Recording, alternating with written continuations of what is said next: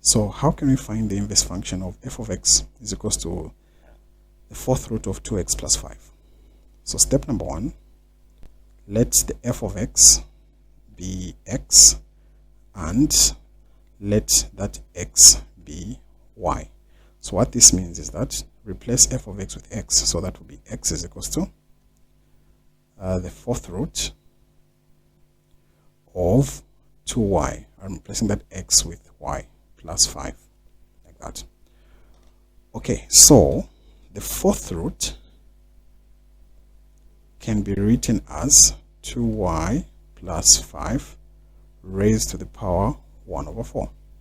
Just like square root is 1 over 2, fourth root is 1 over 4.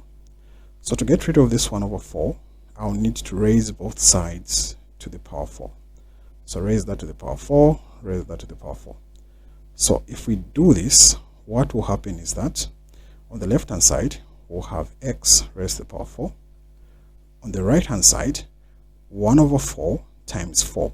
This 4 and this 4 just cancels out, leaving us with only 2y plus 5. Now, at this stage, your job is to make y the subject of the formula.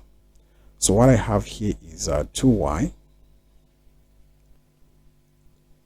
plus 5 being equals to x raised to the power 4. So if I'm making y the subject, then 2y is equals to x power 4 minus 5. Divide both sides by 2. So this means that I'll say divided by 2 here, then divided by 2. The 2 here cancels. So y is equals to x raised to the power 4 minus 5. And all this is over 2. So now replace your y with the inverse of x like this.